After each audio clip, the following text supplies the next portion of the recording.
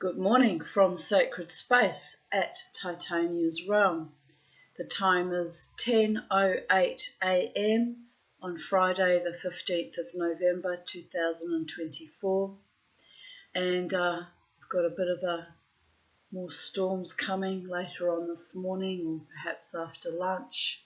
Weather's turned a bit murky, and I had Charlie out in the garden this morning, but I've brought her in because for reasons of safety with snakes around, I don't let her free range unsupervised anymore, which ruins her mojo a bit, but I need to make sure she's safe at all times.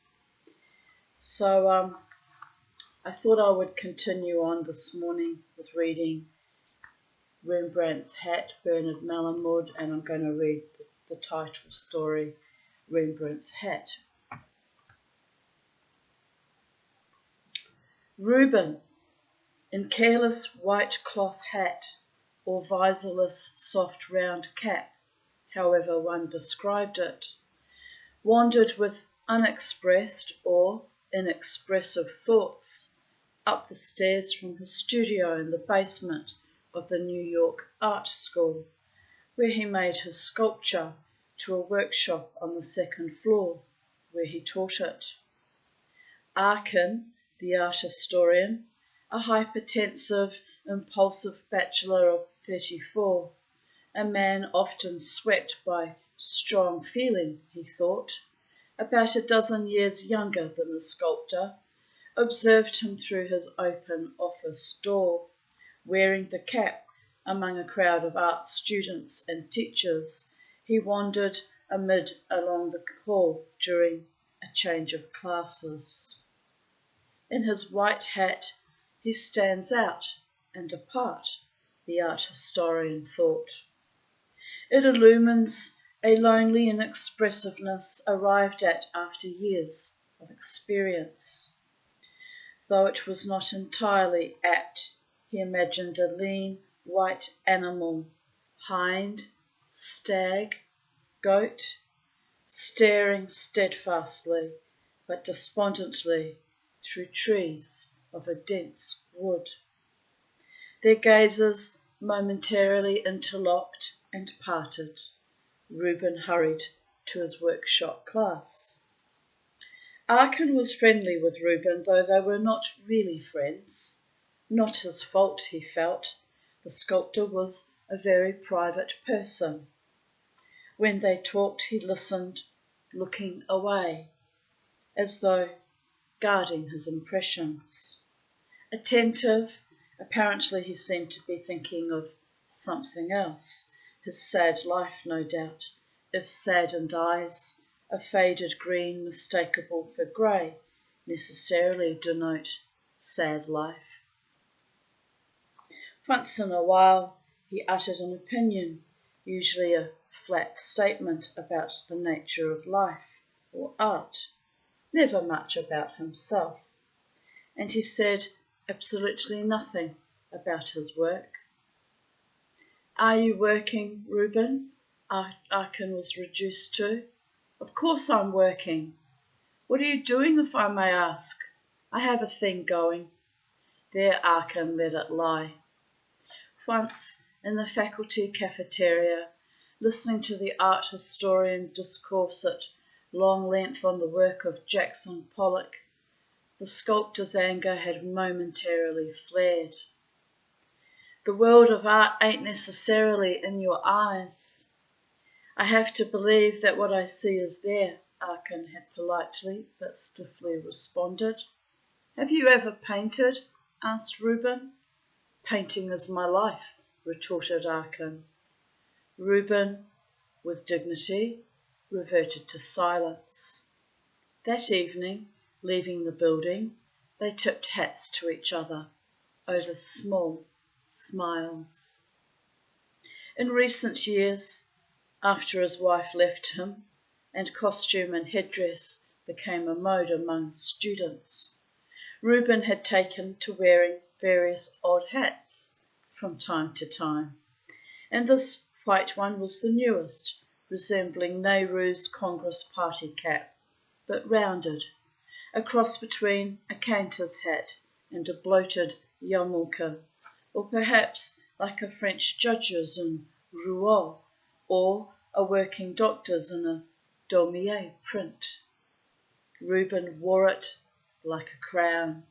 Maybe it kept his head warm under the cold skylight of his large studio. When the sculptor afterwards again passed along the crowded hall, on his way down to the studio that day he had first appeared in his white cap, Arkin, who had been reading a fascinating article on Giacometti, put it down and went quickly into the hall.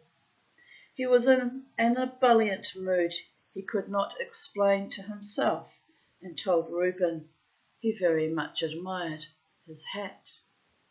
"I'll tell you why I like it so much.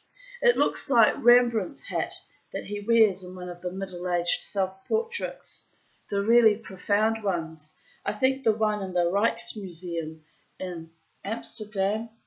May it bring you the best of luck."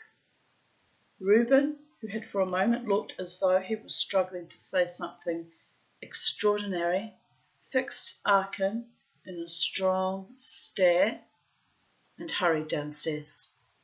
That ended the incident, though not the art historian's pleasure in his observation. Arkin later remembered that when he had come to the art school via an assistant curator's job in a museum in St. Louis 7 years ago, Reuben had been working in wood. He now welded triangular pieces of scrap iron to construct his sculptures. Working at one time with a hatchet, later a modified small meat cleaver, he had reshaped driftwood pieces, out of which he had created some arresting forms.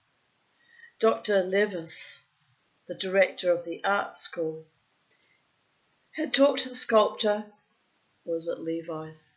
Like Levi's or Levis? Levi's the jeans, am I right? Levis, I think. Dr. Levis, the director of the art school. Levis,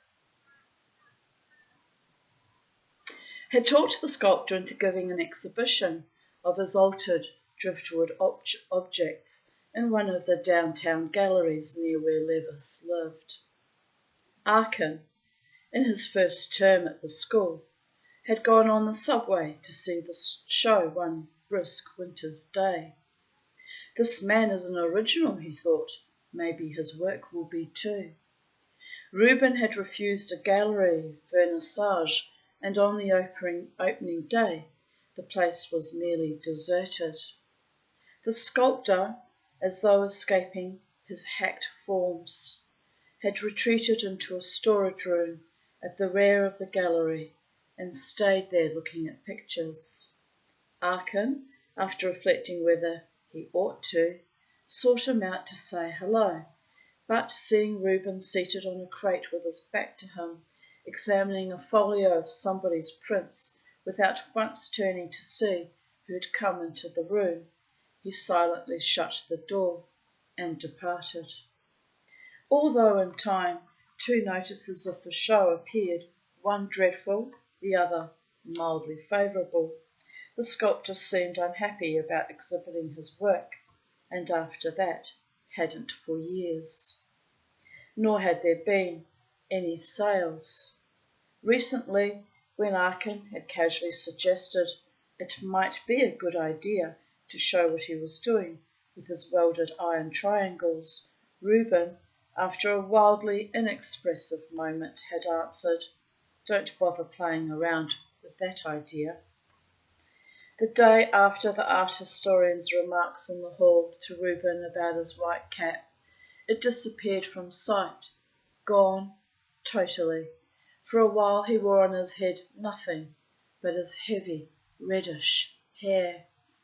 And a week or 2 later, though he could momentarily not believe it, it seemed to Arkin that the sculptor was actively avoiding him. He guessed the man was no longer using the staircase to the right of his office, but was coming up from the basement on the other side of the building, where his corner workshop room was anyway, so he wouldn't have to pass Arkin's open door. When he was certain of this, Arkin felt at first uneasy, then experienced intermittent moments of strong anger. Have I offended him in some way? The art historian asked himself. If so, what did I say that's so offensive? All I did was remark on the hat in one of Rembrandt's self-portraits and say it looked like the cap he was wearing that day. How can that be so offensive? He then thought, no offence where none's intended. All I had was goodwill to him. He's shy and might have been embarrassed in some way, maybe my exuberant voice in the presence of students. If that's so, it's no fault of mine. And if that's not it, I don't know what's the matter other than his nature. Maybe he hasn't been feeling well, or it's some momentary mishigas. Nowadays, mishigas means insanity. Nowadays, there are more ways of insult without meaning to than ever before. So why raise up a sweat over it? I'll wait it out. But as weeks, then a couple of months went by, and Reuben continued to shun the art historian. He saw the sculptor only at faculty meetings when Reuben attended them, and once in a while glimpsed him going up and down the left staircase, or sitting in the fine arts secretary's office, poring over long inventory lists of supplies for sculpture. Arkin thought maybe the man is having a nervous breakdown. He did not believe it. One day they met by chance in the men's room, and Reuben strode out without a word. Arkin, incensed, felt for the sculptor surges of hatred. He didn't like people who didn't like him. Here I make a sociable, innocent remark to the son of a bitch. At first it might be called innocuous, and to him it's an insult. I know the type. I'll give him tit for tat. Two can play. But when he had calmed down and was reasonable, Arkin continued to wonder and worry over what might have gone wrong. I've always thought I was good in human relationships. He had a worrisome nature and wore a thought ragged if in it lurked a fear the fault was his own. Arkin searched the past. He had always liked the sculptor, even though Reuben offered only his fingertip in friendship. Yet Arkin had been friendly to him, courteous, interested in his work, and respectful of his dignity, almost visibly weighted with unspoken thoughts. Had it, he often wondered, something to do with his mentioning, suggesting, not long ago, the possibility of a new exhibition of his sculpture, to which Reuben had reacted as though his life were threatened? It was then he recalled he had never told Reuben how he had responded to his hacked driftwood show, never once commented on it, although he had signed the guest book and the sculptor surely knew he had been there. Arkin hadn't liked the show, yet had wanted to seek Reuben out to name one or two interesting pieces. But when he had located him in the storage room, intently involved with a folio of prints, lost in hangdog introspection, so deeply he had been unwilling or unable to greet whoever was standing at his back, hiding really, Arkin had said to himself, better let it be. He had ducked out of the gallery without saying a word, nor had he mentioned the driftwood exhibition thereafter. Was this kindness cruel? In some cases, unsaid things were worse than things said.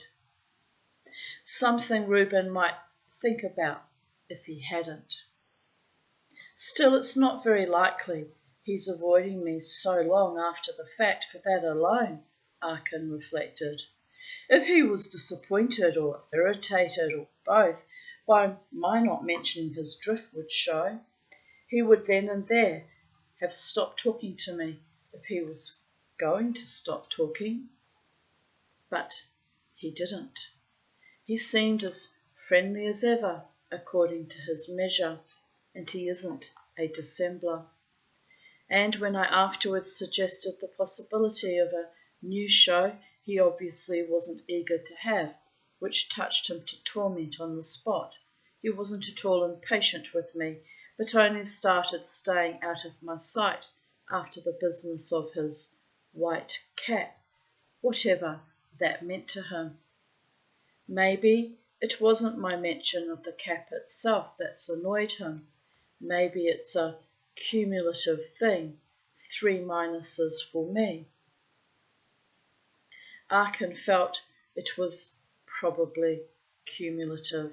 Still it seemed that the cap remark had mysteriously wounded Reuben most, because nothing that had happened before had threatened their relationship, such as it was, and it was then, at least, amicable, pleasant.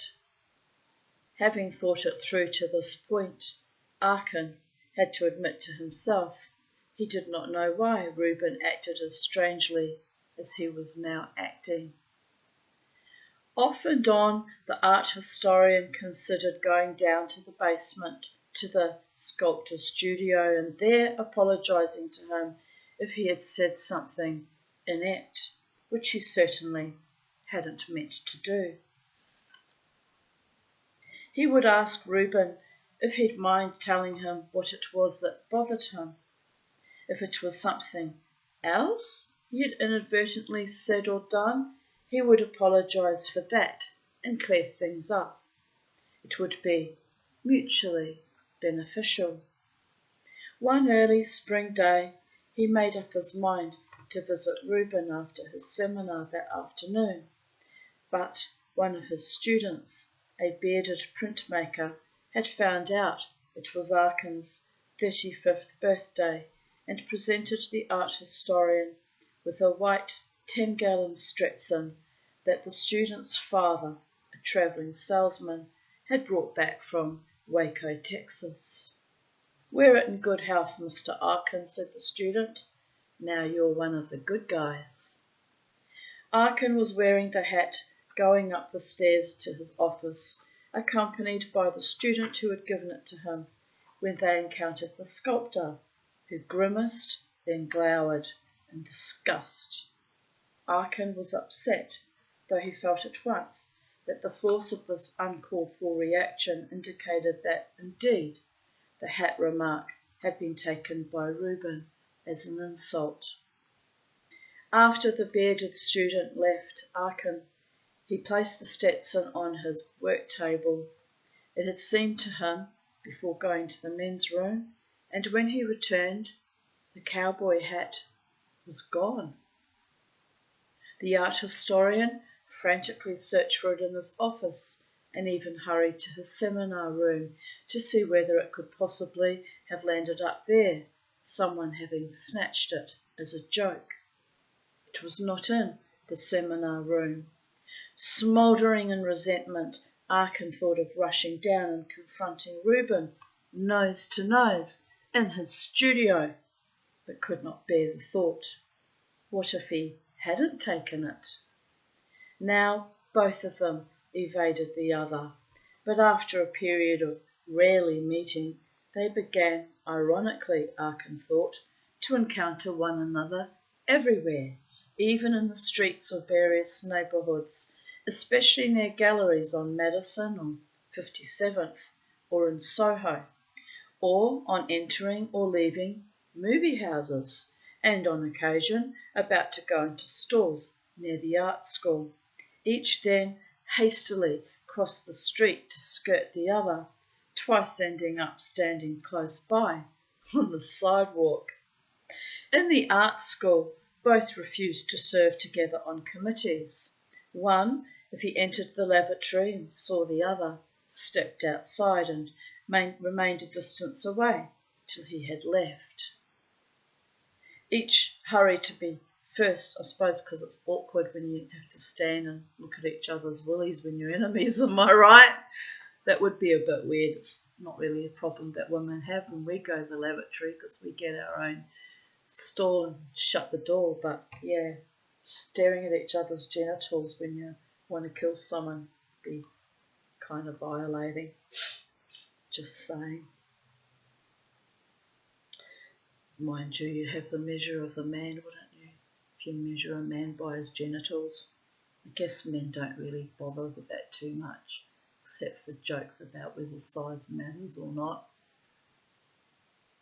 My paedophile godfather was rather obsessed with telling me all about going to the gents and how well hung and well endowed some men are, and how I don't know why I needed to hear that when I was, a child, but I guess it gave me a little bit of an education on the fact that all men look different downstairs, as do all women. But it's just weird. What a fucking upbringing I had. Go on and on at length about having to use urinals and men unzipping and having to stand next to it. I think secretly got a little bit of a titillation from it.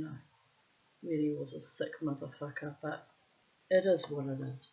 I don't know why I went there. Oh yes, that's right. Them avoiding each other in the lavatory. Dear goddess. Memories like the corners of your mind. You try not to think about the horrible memories and only think about the lovely ones. There are lovely ones, not with that man, but there are lovely memories I've accumulated over time that give me hope and inspire me, keep me cleaved to this planet. Otherwise, frankly, I wouldn't be here. It's all too fucking awful. But where were we? Each hurried to be first into the basement cafeteria at lunchtime because when one followed the other in and observed him standing on line at the counter or already eating at a table, alone or in the company of colleagues, invariably he left and had his meal elsewhere. This is a real Cold War. I've conducted Cold Wars like that. Some of them went on for 10 fucking years. And what was the point of it really at the end of it? None. No point. Anyway, you kind of have to laugh. Once, when they came in together, they hurriedly departed together. After often losing out to Reuben, who could get to the cafeteria easily from his studio, Arkin began to eat sandwiches in his office. Each had become a greater burden to the other, Arkin felt, than he would have been if only one were doing the shunning. Each was in the other's mind to a degree and extent that bored him. When they met unexpectedly in the building, after turning a corner or opening a door, or had come face to face on the stairs, one glanced at the other's head to see what, if anything, adorned it. They then hurried by or away, opposite directions. Arkin, as a rule, wore no hat unless he had a cold. Then he usually wore a black woolen knit hat all day, and Reuben lately affected a railroad engineer's cap. The art historian felt a growth of repugnance for the other. He hated Reuben for hating him and beheld hatred in Reuben's eyes. It's your doing, he heard himself mutter to himself to the other. You brought me to this. It's on your head. After hatred came coldness. Each froze the other out of his life, or froze him in. One early morning, neither looking where he was going as he rushed into the building to his first class, they bumped into each other in front of the arched art school entrance. Angered, insulted, both started shouting.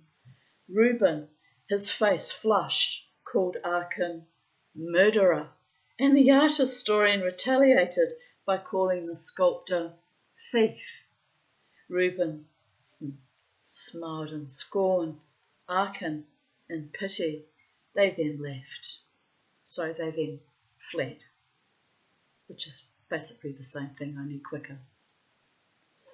Afterwards, in imagination, Aachen saw them choking one another. He felt faint and had to cancel his class. His weakness became nausea, so he went home and lay in bed, nursing a severe occipital headache. For a week he slept badly, felt tremors in his sleep. He ate next to nothing. "What has this bastard done to me?" he cried aloud. Later he asked, "What have I done to myself?" "I'm in this against the will," he thought. It had occurred to him that he found it easier to judge paintings than to judge people. A woman had said this to him once, but he had denied it indignantly. Aachen answered neither question and fought off remorse. Then it went through him again that he ought to apologize, if only because if the other couldn't, he could. Yet he feared an apology would cripple his crawl. Half a year later, on his 36th birthday, Aachen, thinking of his lost cowboy hat and having heard from the fine arts secretary that Reuben was home sitting Shiva for his recently deceased mother.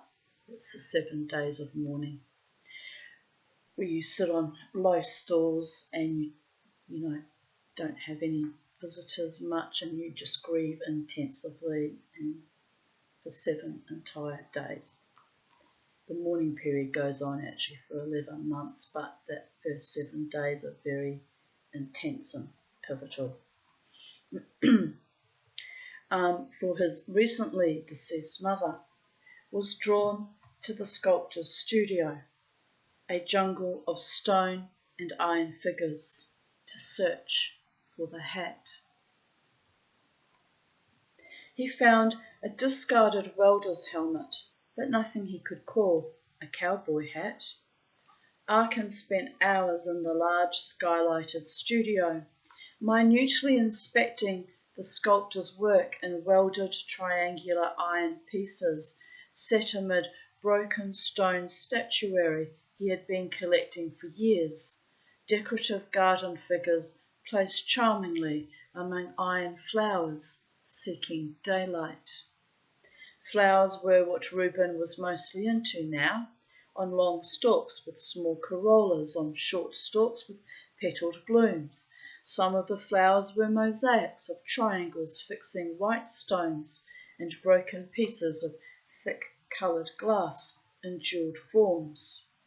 Reuben had in the last several years come from abstract driftwood sculptures to figurative objects, the flowers and some uncompleted, possibly abandoned busts of men and women colleagues, including one that vaguely resembled Reuben in a cowboy hat. He had also done a lovely sculpture of a dwarf tree. In the far corner of the studio was a place for his welding torch and gas tanks, as well as arc welding apparatus. This is a synchronicity because I need to go to Australian Jewel Supplies and replace my Smith little torch because I blew out the hoses in an accident that burnt the hoses, and it's been almost 3 years now. I need to replace it. But I'm hesitating because it's nearly $600 and it's a lot of money to expend, and it scares me shedding that much money in one go. That's the intensity of my decades-long poverty. I need that tool, but I've managed without it for 3 years, so do I really need it? But I have the gas tanks here that aren't used, and so yes, I need to complete that mission, buy the bloody thing and replace it, put it to good use, am I right? Anyway, so I'll do it, but this is a reminder to bite the bullet and go and get it and stop equivocating and deliberating, hesitating. If you're going to be a jeweler, you need the right tools. And why am I going round and round in circles? I'll tell you why. None of my jewellery's sold, and I'm bitter and I'm despondent and I feel like a fucking failure, and that sends me down a spiral of despair just then and there. So I have to overcome it. I also need to buy some silver, sterling silver sheet and some tubing and, for back plates and some tubing to set little stones, and I need to get on with it and keep training, self-teaching, otherwise I'm never going to be a real jeweler. But who am I kidding? Sitting here reading stories on YouTube, going nowhere. Who am I actually? What am I trying to achieve with my life? Going nowhere fast. You have to laugh. It's like living as marshmallow coated in chocolate and watching your whole face slowly kind of melt off. But who am I becoming? More and more of the Tanya. One day I'll be a raging success and you'll get to see me achieve it, babies. How's that for a bit of narcissistic, grandiose imaginings? Well, I'm not really a narcissist, but every now and then I get these little fits of grandiosity because I've done the hard yards for so many decades that it's soul destroying. I was even told recently that I'll never get a job, and who am I kidding? And that was kind of cruel, to be honest. It's cruel to put me down like that. But, well, I could see it as a challenge and prove that person wrong. I want them to be proud of me. I want them to see that everything they invested into me finally blossoms into full fruition, and that I'm able to earn money in my own terms and in my own way, honestly, come by honest means, by my own work and creativity. And that person's right, it probably won't happen. Having failed magnificently due to long-term cumulative trauma and abuse, I've never made it. But anyway, I'll just imagine that I've gone out to Christian Louboutin and bought those, fuck it, I'll buy the 2 pairs of boots, $12,000 worth. In my mind, this is happening. It's not reality, people. And I'll just imagine that I've strutted my stuff into my favourite establishment, and I've given the fickle finger of fate to those that have been quite, well, they haven't been cruel, but they've kind of taken me for granted because they see me as a failure, I get it. And I'll strut my way in and I'll strut my way out and whatever. It's a fantasy, people. If I had $12,000, I'd be buying a really, really good rolling machine and really, really working at my craft. So, but it hurts when people put me down when they can see I've tried really, really hard, not just to achieve, but just to barely fucking exist in the world, barely survive against so much oppression and abuse since infancy. And I'm not exaggerating, You don't believe me, go and see my therapist, he'll tell you, by the gods. But anyway, why did I segue? Oh yes, the arc welding apparatus. Crowded by open heavy wooden boxes of iron triangles of assorted size and thickness. The art historian slowly studied each sculpture and after a while thought he understood why talk of a new exhibition had threatened Reuben. There was perhaps one fine piece, the dwarf tree, in the whole iron jungle. Was this what he was afraid he might confess if he fully expressed himself?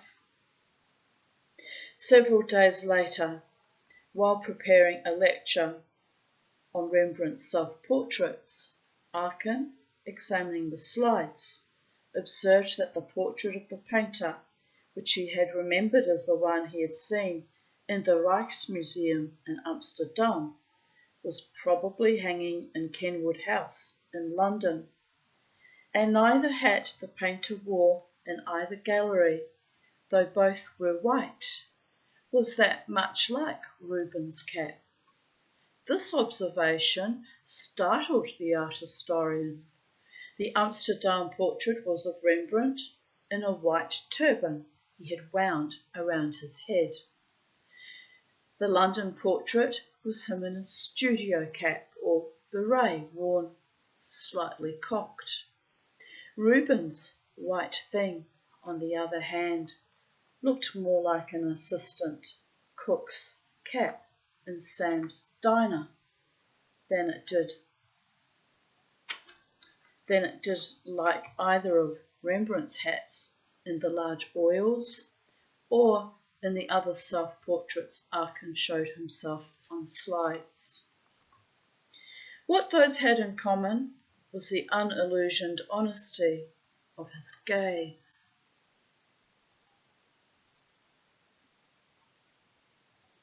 How you doing, babies? I'm doing very well, considering everything.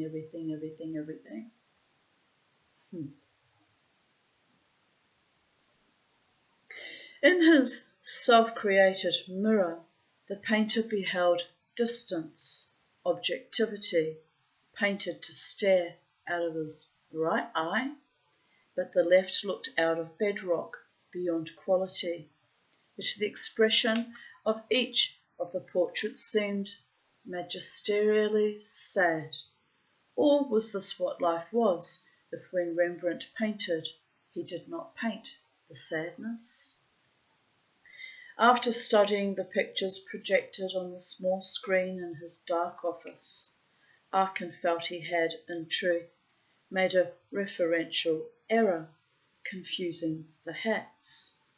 Even so, what had Reuben, who no doubt was acquainted with the self-portraits, or may have had a recent look at them, at what had he taken offence? Whether the sun's come back out. How lovely. Whether I was right or wrong, so what if his white cap made me think of Rembrandt's hat, and I told him so? That's not throwing rocks at his head, so what bothered him? Arkin felt he ought to be able to figure it out. Therefore suppose Reuben was Arkin and Arkin Reuben. Suppose it was me in his hat. Here I am, an ageing sculptor with only one show, which I never had confidence in, and nobody saw, and standing close by, making critical pronouncements one way or another, is this art historian, Arkin, a big-nosed, gawky, over-curious gent, friendly but no friend of mine, because he doesn't know how to be. That's not his talent. An interest in art we have in common, but not much more. Anyway, Arkin, maybe not because it means anything in particular, who says he knows what he means, mentions Rembrandt's hat on my head and wishes me good luck in my work. So say he meant well. It's still more than I can take. In plain words, it irritates me. The mention of Rembrandt, considering the quality of my work, and what I am feeling generally about life, is a fat burden on my soul, because it makes me ask myself once more, but once too often, why am I going on this way, if this is the kind of sculptor I am going to be for the rest of my life? And since Arkin makes me think the same unhappy thing no matter what he says, or even what he doesn't say, as for instance about my driftwood show, who wants to hear more? From then on I avoid the guy, like forever. Afterwards, after staring at himself in the mirror in the men's room, Arkin wandered on every floor of the building, and then wandered down to Rubens' studio. He knocked on the door. No one answered.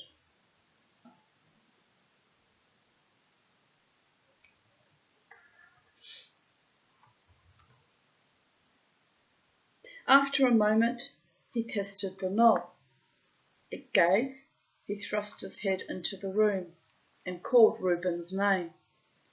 Night lay on the skylight. The studio was lit with many dusty bulbs, but Reuben was not present. The forest of sculptors was.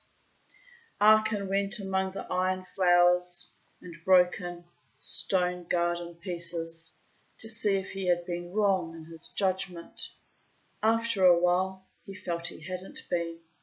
He was staring at the dwarf tree when the door opened and Reuben, wearing his railroad engineer's cap, in astonishment, entered. It's a beautiful sculpture, Arkin got out. The best in the room, I'd say.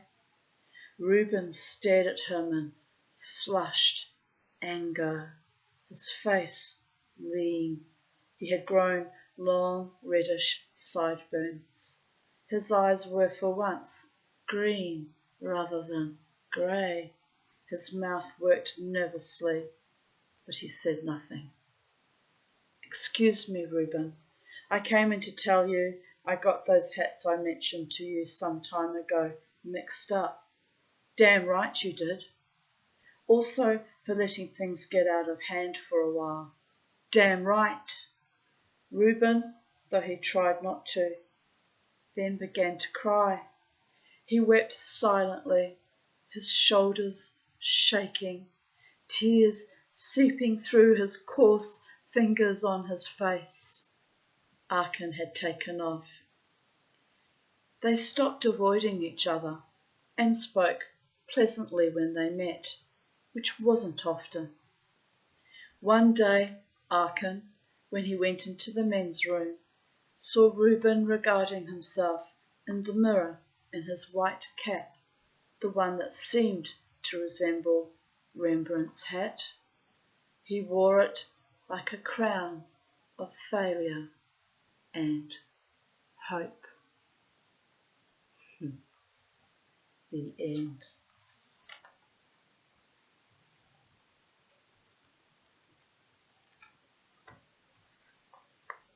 The next story, because I think I shall continue a little longer even though I get very tired, but it's all good, people of Earth. It's my time and my energy I give freely, and I can always crawl into bed later, and I'm a free woman. I do what I want, whatever, according to my whims. But one more story and then I think I'll go down and buy something to eat for lunch. By then it'll be early afternoon.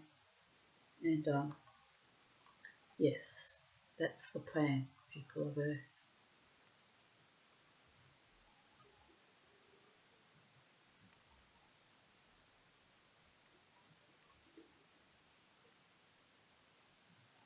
Someone driving around, and is that my friend?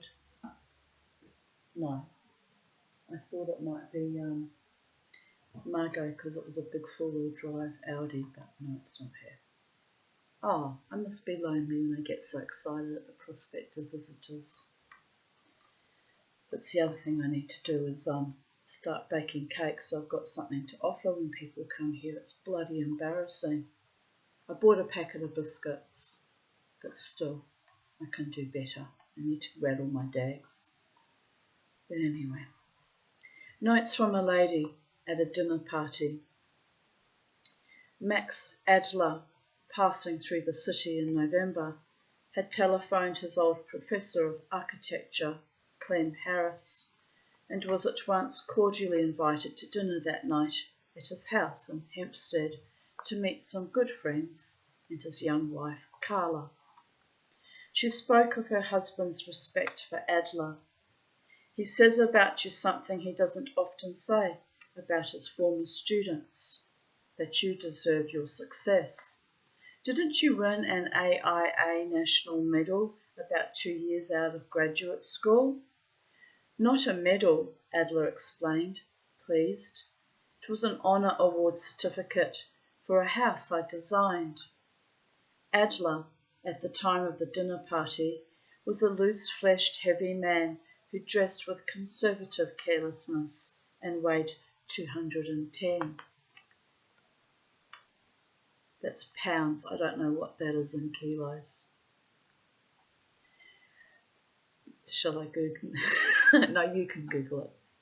That's what I mean. She laughed in embarrassment, and he imagined that she often laughed in embarrassment. She was strong-bodied and plain in an elegant way, and wore her brown hair pulled back in a twist. He thought she was 25 or 6. She had on a short green dress with sandals, and her sturdy legs and thighs were well formed. Adela, when she asked,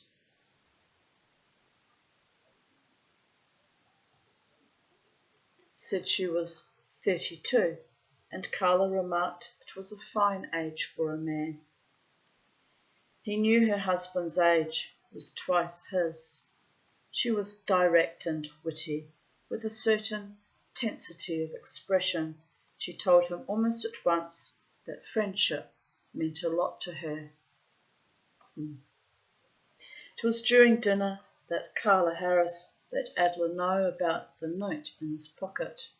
They were 6 at the table in the large wood-panelled dining room, with a bay window containing a pebbled bed of chrysanthemums and begonias.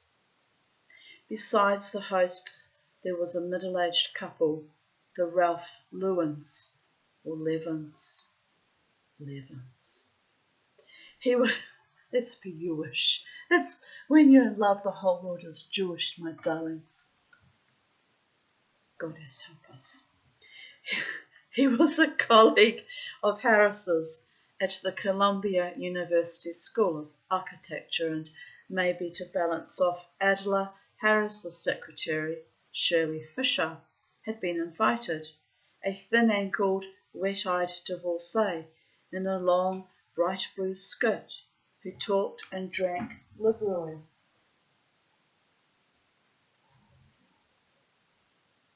Door just opened a tiny crack by itself. The ancestors are here. They love it when I joke about my Yiddishkeit. Harris, pouring wine liberally from a bottle in a basket, sat at the head of the broad, neat table opposite Carla, who was on the qui-vive to see that everything went as it should. From time to time, her husband smiled his encouragement. Max Adler sat on her right, facing Lewin.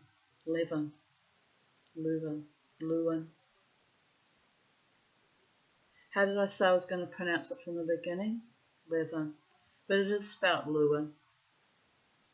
Okay, we have to make a decision. Schlevin, Levin, Mevin, Mevin, Bevin, 7, Lewin. Oh, let's be boring and American.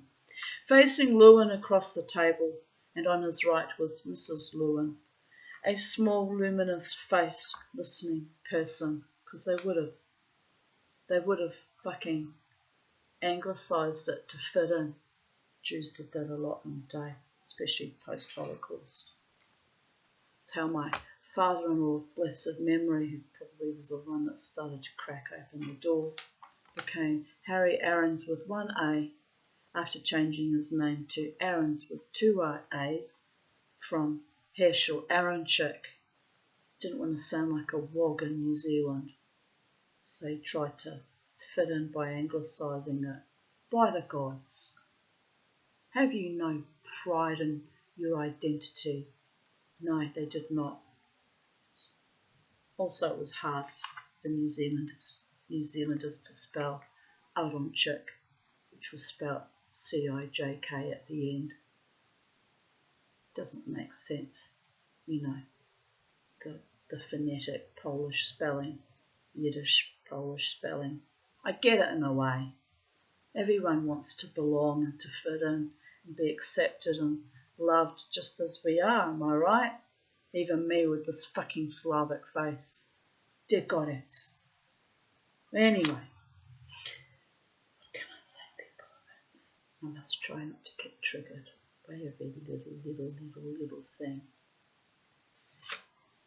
So, I ask you, people of Earth, is the Mama T going to do the wild mosh tonight?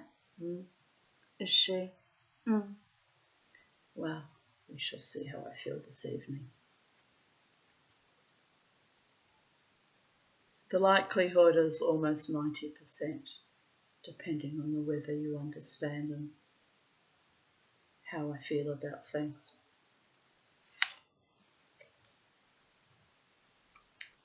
Oui.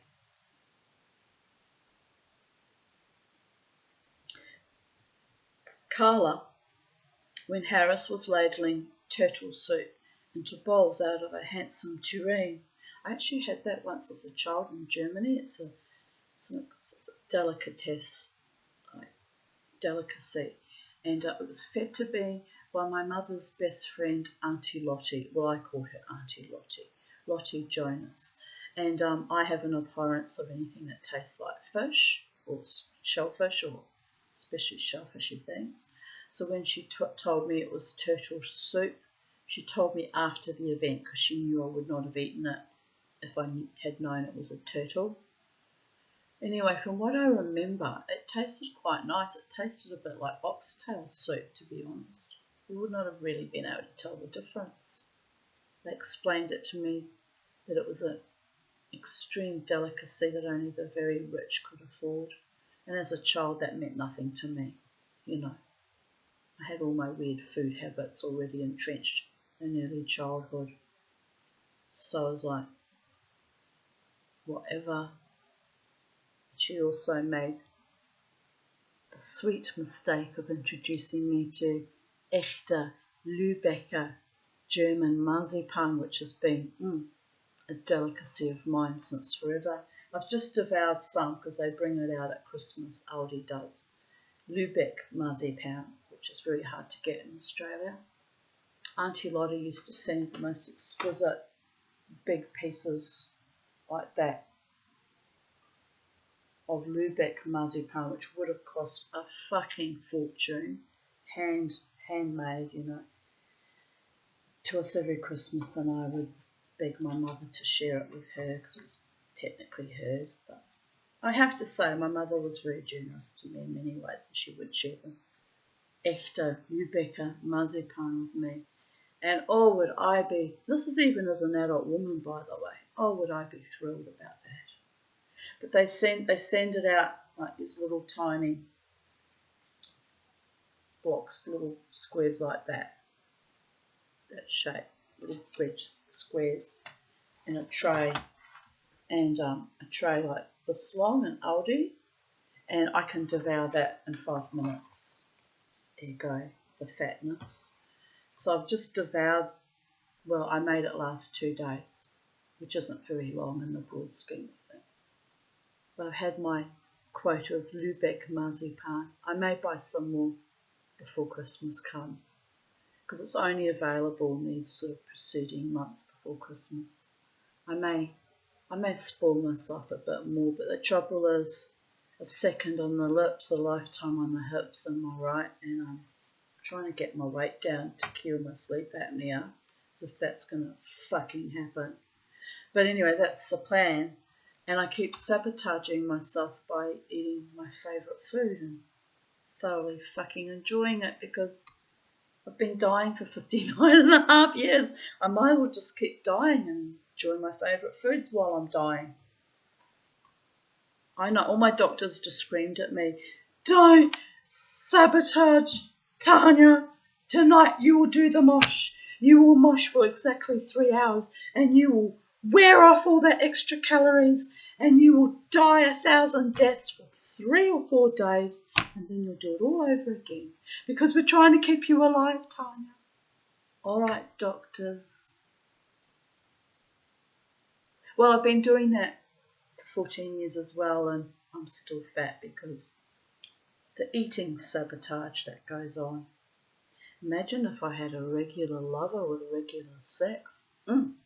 The abs that I would be having. Maybe I wouldn't crave so much chocolate if I was getting my theobromine hits in other ways. But let's not go there, guy friends, because you've historically let me down.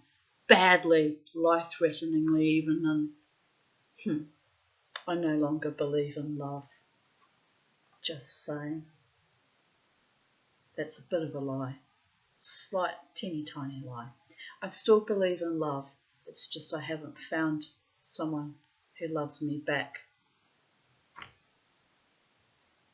who's available and is sincere and decent and honouring as well as passionate and romantic. It's a weird kind of mix to find a man who can be both decent and honouring and yet excited and passionate about me at the same time without giving me the ick factor and the sleaze factor or, the idiots that pop up after 12 months and think they're entitled to some kind of relationship with you based on what? On nothing.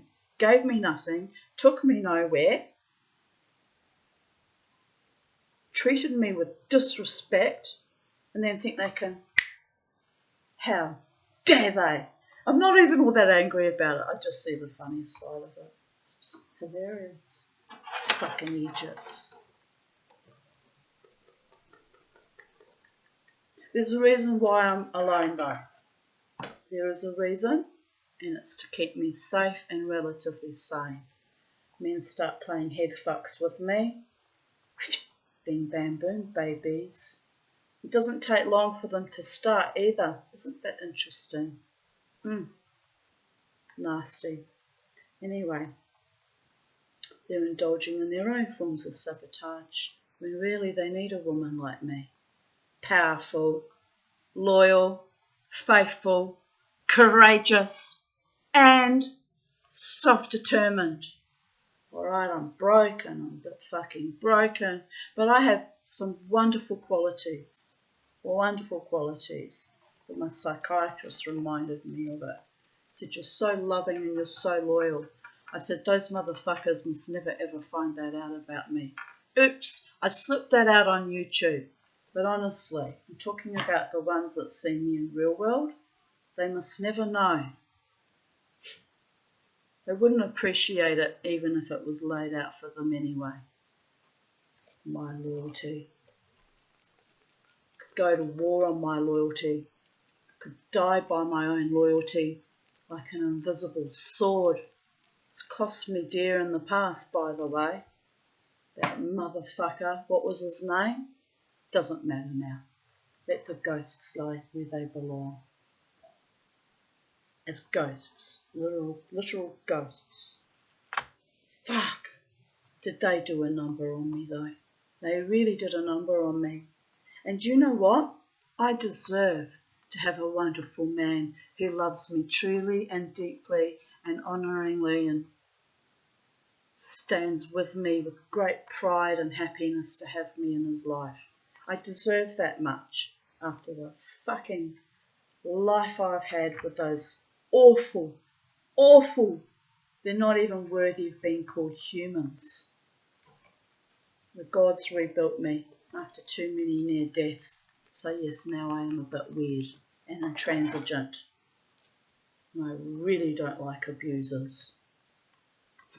As soon as that train wreck starts to derail itself,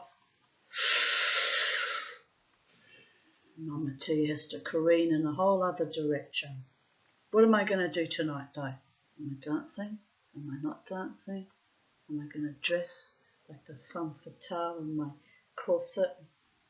Am I going to flick my hair and sashay away even without my $4,000 boots, babies? Well, I'll have to decide. I'll have to decide, won't I?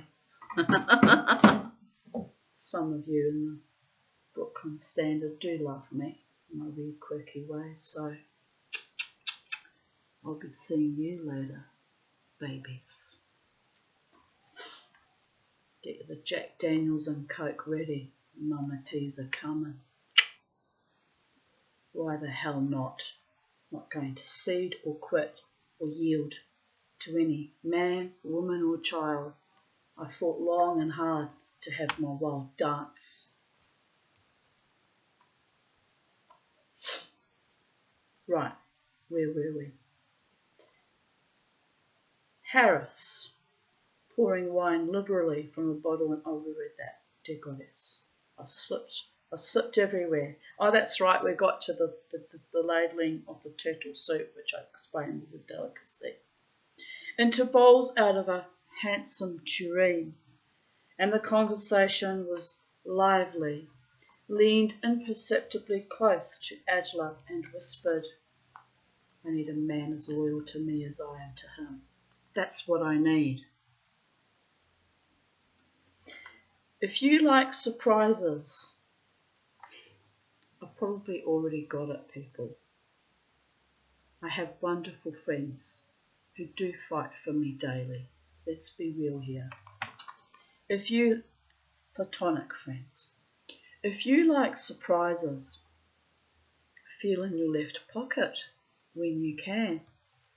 And though he wasn't sure at once was the proper time, when she left the room to get the rolls that had almost burned, he casually reached into his suit coat pocket and felt a folded slip of paper which, after a minute, he smoothed out and read in his palm.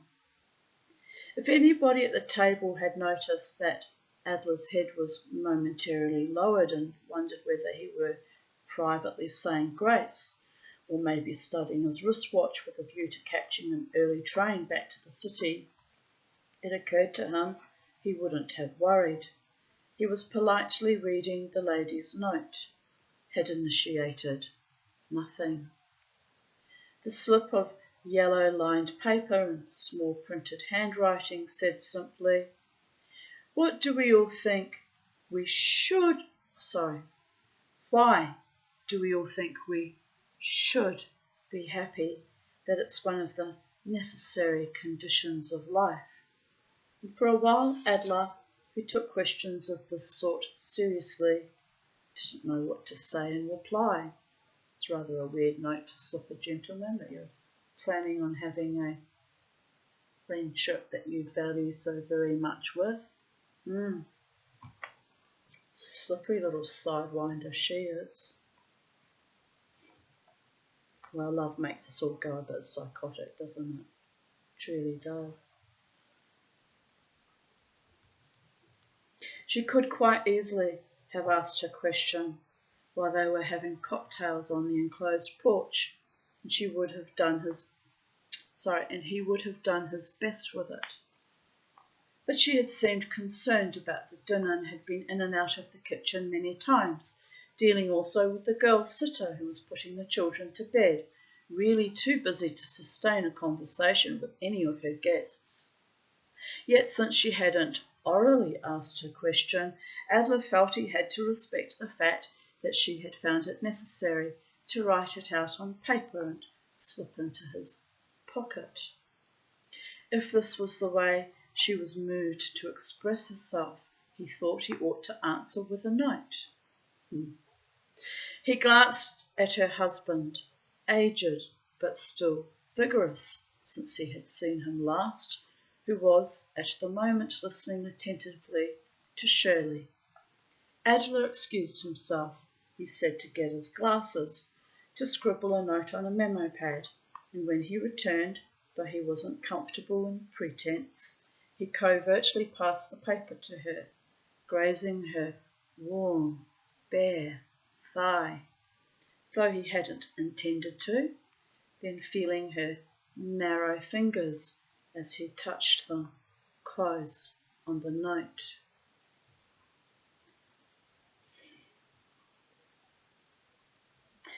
Sometimes that's half the fun of an affair, isn't it? It's the subterfuge and the sneakiness and the excitement, but I don't do those kind of things. I'm a woman of honour and integrity. I show up, I do my mosh, I go home alone, which I've been doing for 14 years. He had been tempted to say that happiness wasn't something he worried about anymore. You had it, or you hadn't. And why beat your brains blue when there was work to be done? But he didn't say that. He had quickly written, why not? It's a short, hard life if you don't outfox it.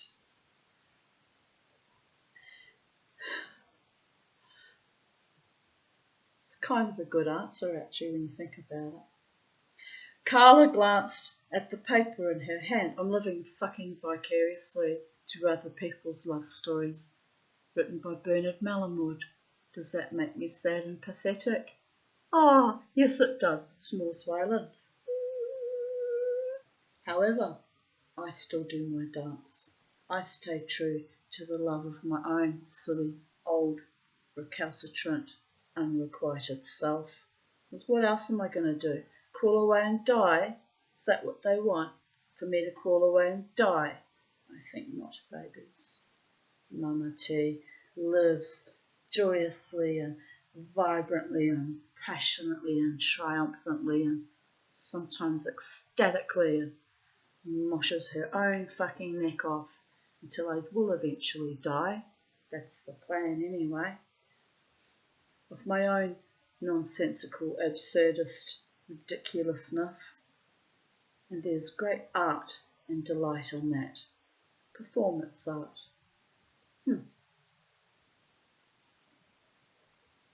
Carla glanced at the paper in her hand, a fork and a piece of filet of sole in the other. Apparently not disappointed, her colour heightened, expression neutral, a bit distant. She disappeared into the kitchen with an empty salad bowl, and when she was again seated at the table, secretly passed Adler another note. I want you to see my babies.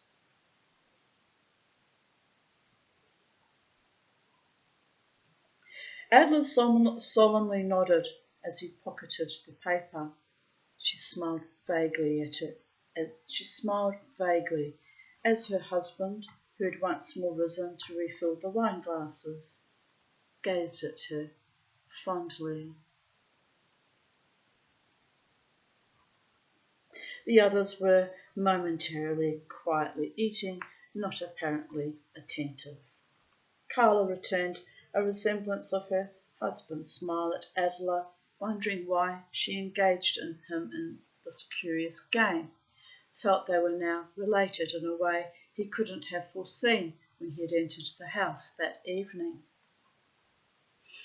When Harris, behind him, pouring wine into his glass, let his hand fall affectionately on his former student's shoulder, Max, who had experienced a strong emotion on seeing his old professor after so many years, felt himself resist the touch.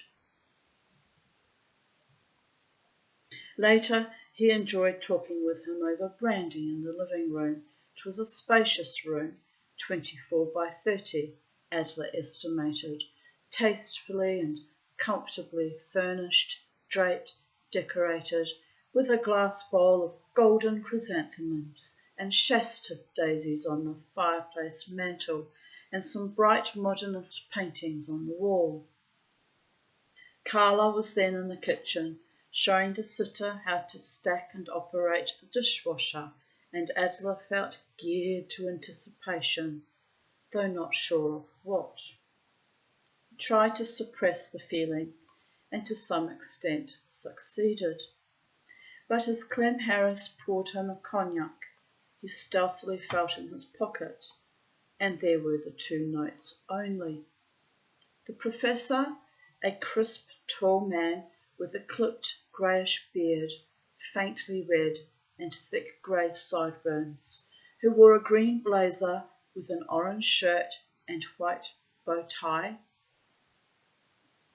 was lavish in his praise of Adler's recent work, some slides of which the architect had sent him, and Max once more expressed gratitude for the interest Harris continued to show. He had always been a kind man and influential teacher. What are you into now? Harris asked. After 2 brandies he had gone back to scotch and soda. His large face was flushed, and he wiped his watery eyes with a pressed handkerchief. Adler had noticed how often he glanced up at the dining room door in anticipation of his wife's reappearance. The same project you saw in the transparencies, Adler said. How about you? renovating some slum units for a private low-income housing group. There's very little money in it. It's more or less pro bono. I ought to be doing more of that myself. Harris, after observing Adler for a moment, asked, "Aren't you putting on more weight, Max?" "I eat too much," Adler confessed. "You ought to watch your weight. Do you still smoke like a chimney?" "Not any more." "Bully. I wish I could get Carla to cut down." When she reappeared, his wife had brushed her hair. The green dress she had been wearing, she had changed for a short, crocheted, strawberry mini, with white bra and half slip showing through the weave. The warm colour of the dress brought out a bloom in her face. She was an attractive woman. "Ah, you've changed your dress," her husband said. "I spilled at least a pint of gravy on it," Carla explained, with an embarrassed laugh. "I thought you didn't care much for this one." "When did I say that?" she asked. "I do like it. I like it very much. It's the purple one I don't like. It's too damn harsh." Harris, drinking from his glass, nodded pleasantly. Something else was on his mind. "I wish you'd get yourself more help when you need it." "What kind of help?" asked Carla. "In the kitchen, of course." His tone was affectionate, solicitous. "Stephanie's cleaning up. That's the dirty work." "It was a wonderful meal," said Max. She thanked him. "We ought to have a maid to help at dinner parties," Harris insisted. "Sometimes our guests barely get a look at you. I wish you'd be less a Puritan about occasional luxuries. I hate for you to be so tired to enjoy your own parties." "I'm enjoying this." Max nodded. "You know what I mean," Harris said. "Clem, I simply don't like maids around at small dinner parties." She told Adler that Stephanie was another of Harris's students. "The father of us all," she laughed. "Stephanie needs the money," Harris said. Carla then asked Adler if he liked her in her crocheted dress. He said he did. "Is it too short?" "No," said Max. "I didn't say it was," said Harris. The phone rang, and when he answered, it was one of his doctoral candidates. Harris, good-humouredly wiggling his fingers at Carla, talked patiently with the doctoral candidate. Adler and Carla were sitting on a love seat, facing the flower-laden fireplace, when she whispered there was a note between the pillows. He recovered it as they were talking and slipped it into his pocket. "I'll read it later." But she had left the love seat as though to give him an opportunity to read what she had written. Carla plopped herself down next to Ada Lewin or Levin. I can't help myself. On the long beige sofa along the left wall, as Ralph Lewin or Levin, sipping a brandy, listened to Clem on the phone. Shirley Fisher then drifted over to talk with the visitor. She wore a low-draped white camisole with a slit middy and was openly flirtatious. When she crossed her legs, a long, thin thigh was exposed. "Don't older women interest you, Mr. Adler?" Her voice was slightly husky. "I wouldn't call you old." Shirley said she was charmed, but then Carla returned. Harris was still patiently on the phone. Adler decided the colours he wore went well with the paintings on the walls. When Max was his student, Harris had worn grey suits with white shirts. "Can you spare him for 5 minutes, Shirley?" Carla asked. "I want Mr. Adler to see the babies." "Max," said Adler. "Wouldn't they be sleeping now?"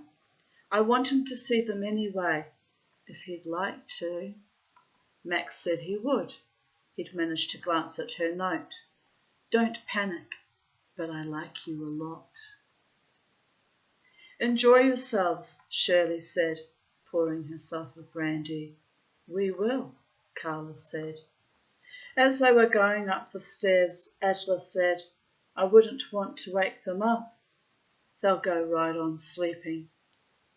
She opened the door, switching on the light. Two children slept in cribs in a large nursery room with 3 curtained windows. At first Adela thought they were twins, but they weren't. One was a little girl with light blonde curls in a white crib, and the other was an infant boy in an orange crib. On the floor, in the corner, stood a circular canvas playpen strewn with dolls and wooden toys. A series of small animal watercolours was framed on the walls. Carla said she had done them. I used to do such lovely watercolours. Adela said they were charming. Not those, my watercolours from nature. I just haven't the time to paint any more. I know what you mean. You really don't, she said. This is Sarah, Carla said, standing by the white crib. She's 2. Stevie is just 11 months. By the gods, that was very close, those 2 children. Look at those shoulders. Clem thought we ought to have them close together so they would be friends. His first wife died childless. I knew her, Adela said. The boy, in undershirt and plastic diaper cover, lay on his side, sucking the corner of his blanket in his sleep. He resembled his father. The little girl, asleep on her back in a flowered yellow nightgown, clutching a stuffed doll, looked like Carla. They're lovely children, Adela said. Carla stood at the little girl's crib. Oh, my babies, she said. My little babies. My heart goes out to them. She lowered the side of the crib and, bending, kissed Sarah, who opened her eyes, stared at her mother, and was then asleep, smiling. What lovely children. Mine would have screamed all fucking night long if I'd dared woken them up. It was hell getting them to go to sleep at all. Oh, they were dreadful sleepers. That's why I'm a bit mad to this day, people do. Yes, I blame it on my children. Partly. It was a lot. Jasmine didn't sleep till 2 a.m. every morning. We were both of us insane, my husband and I. He had to get up and go to work the next day. Oh, it was hell. It was hell. I would not do that again if you paid me to. You have to pay me extremely well. Even then I probably wouldn't do it. I loved my children, don't get me wrong. I practically worshipped them, but by the gods, they were demons born. They really were.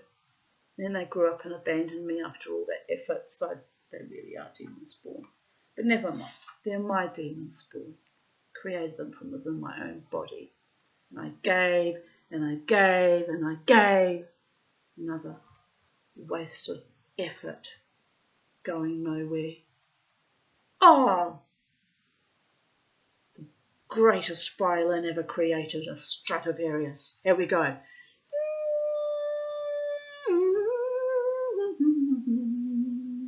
But tonight we'll do the mosh. Not to violins, you understand. Don't think I've ever moshed to a violin. That could be a challenge. Now where was I? Where was I in the story, people of Earth? Freaking out about what lovely children other people had. Carla withdrew the doll, and the child released it with a sigh, and she covered the little boy with his blanket. Very nice children, Adela said. My lovely little babies, my babies, my babies. Her face was tender, sad, illumined. Do I sound hokey? I wouldn't say so. Pardon me. Max was affected by her. She lowered the shades, switched out the lights, quietly closed the door. Come see my study. It was a light-curtained lavender room. Pardon me. with a desk, portable sewing machine, and a circle of snapshots on the wall before her. Her father, who had sold insurance in Columbus, Ohio, was dead. There he was, 50, standing in front of his automobile. The sad-faced mother had posed in her flower garden. A shot of Carla taken in college showed an attractive, sober girl with wire-frame glasses, dark eyes and brows, firm, full lips. Her desk was cluttered with books, sheet music, shopping lists, correspondence. She wanted to know if Adler had any children. No. He told her he had been married a short time and divorced long ago. You never remarried? No. Claire married me when I was very young, Carla said. Didn't you marry him? I mean, I hardly knew what I was doing. What was he doing? Marrying me when I was very young. Been there, babies, been there. She raised the shade and stared into the night. A street light in the distance glowed through the wet window. I always give dinner parties on rainy nights. She said they ought to go down to the others, but then opened the closet door and got out a large glossy photograph of a one-family dwelling project she had done in her architecture class with Harris. Max said it showed promise. Carla smiled wryly. Really, he said. I love your work, she said. I love the chances you take. If they work out right. They do. They do. She seemed to be trembling. They embraced forcefully. She dug her body into his.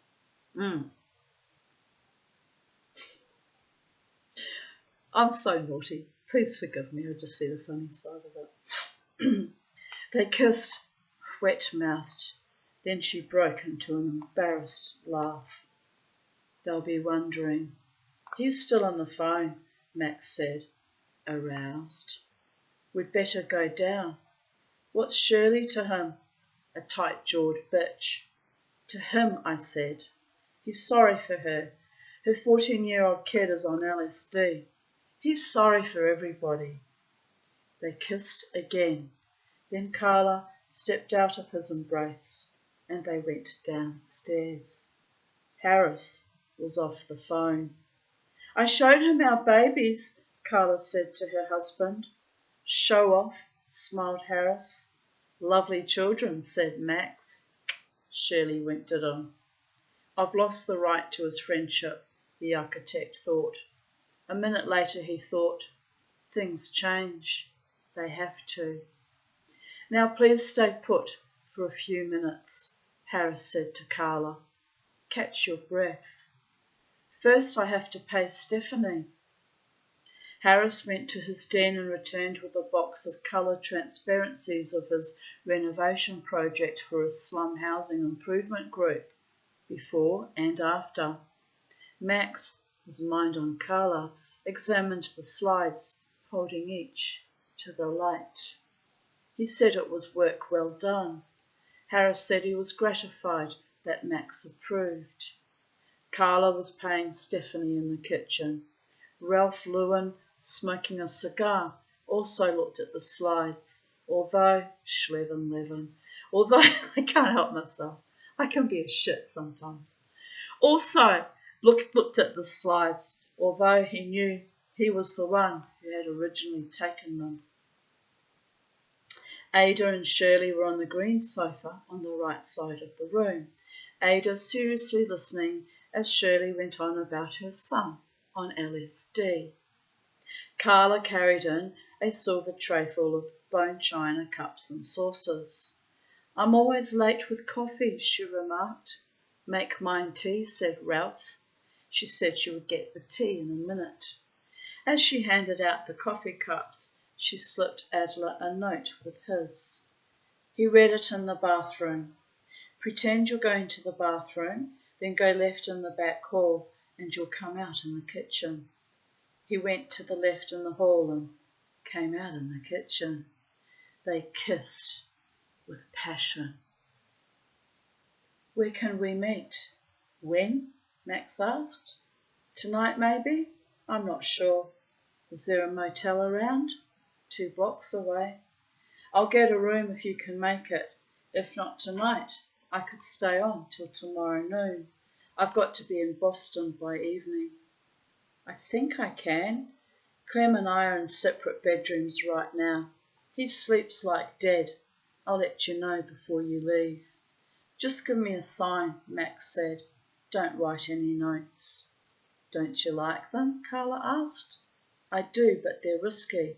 What if he sees you passing me one? Might do him good. I don't want any part of that, Max said. I like to write notes, said Carla. I like to write to people I like. I like to write things that suddenly occur to me. My diary was full of exciting thoughts when I was young. All I'm saying is it could be dangerous. Just give me a sign or say something before I leave, and I'll wait till you come. I burned my diary last summer, but I still write notes. I've always written notes to people. You have to let me be who I am. He asked her why she had burned her diary. I had to. It bet me up badly. She burst into tears. I'm starting to see the unmistakable signs of a child sexual abuse survivor here. There's a distinct pattern here repeating. Marrying an older man, your first more or less boyfriend, burning diaries, crying, passing notes to handsome younger men who seem interesting. I never did that, never had to, but there's a distinct flavour there. Adela left the kitchen and returned to the bathroom.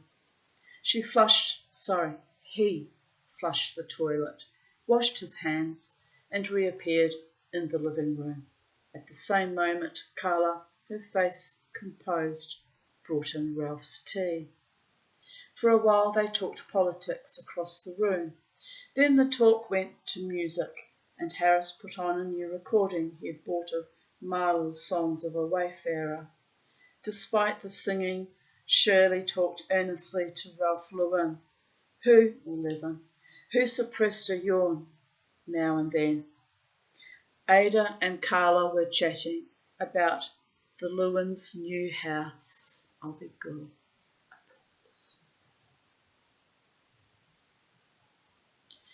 They were about to build in the spring, and Harris and Adela, on the long beige couch, which sounds hideous, I can't think of anything more ugly than a beige couch, but that's just me, discussed developments in architecture. I might as well turn off the music, Harris said. After he'd put the record away, he returned and, resuming the conversation, characterised Adela's latest work as his most daring. That's a quality you inspired me to, in moderation. Adler said he appreciated his mentor's sentiments.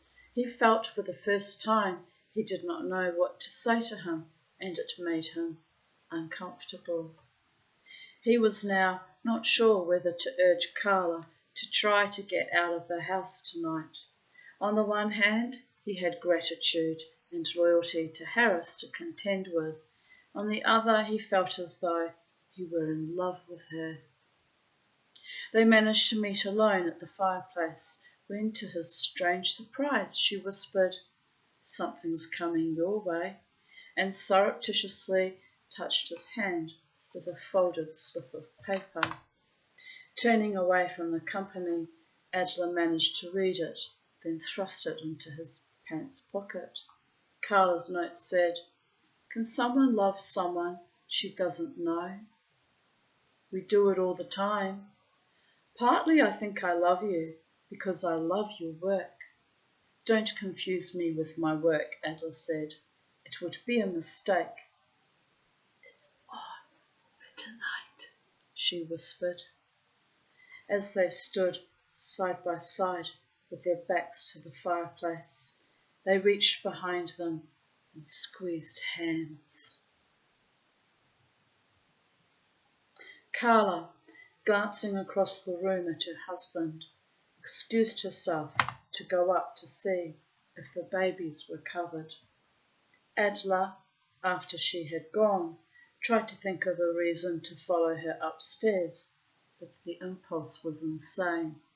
It was past 11, and he felt nervously expectant. When Carla came down from the nursery, he heard her say to her husband, "Clem, I'm having some anxiety." "Take a pill," Harris advised. Adela then seriously wondered whether to tell her to cool it for tonight. Might be better to call her from the motel in the morning when Harris was gone, and if she still felt she could, they would meet then. But he doubted, if they didn't get together tonight, that she could make it in the morning. So he decided to urge her to come as soon as she was sure her husband was asleep. She wants someone young for a change, he thought. It will be good for her. Wanting to tell her the anxiety would go once they were in bed together, Max sat down beside her on the green sofa where she was listening distantly to Shirley saying the drug situation had made her frantic. He waited impatiently for one or the other to get up so that he could say what he had to Carla. Harris, standing nearby, conversing with Ada, seemed to be listening to Shirley. Carla pretended to be unaware of Adela by her side, but after a minute he felt her hand groping for his pocket. Without wanting to, he moved away. Adela, just then, expected his pocket to burst into flame. She'll write them forever, he thought. That's her nature. If not to me, then to the next one who comes into the house who's done something she wishes she had. He made up his mind to return the note unread. At the same time, with a dismaying sense of sudden loss, Adler realised he couldn't read it if he wanted to, because the paper hadn't gone into his pocket, but had fallen to the floor. The sight of the folded yellow paper at his feet sickened the architect. Carla was staring at it, as though reliving a dream. She had written it upstairs in her study, and it said, "Darling, I can't meet you. I'm 6 months pregnant." Before either of them could move to retrieve the paper, or even let it lie where it had fallen, Shirley had plucked it up. "Did you drop this?" she asked Clem Harris. Adler's head was thick with blood. He felt childlike and foolish. "I'm disgraced and deserved it." But Harris did not unfold the paper. He handed it to his former student. "It isn't mine. Is it yours?" "An address I wrote down," Adler said. He rose. "I have this early train to Boston to catch in the morning." Ada and Ralph Lewin were the first to say goodbye.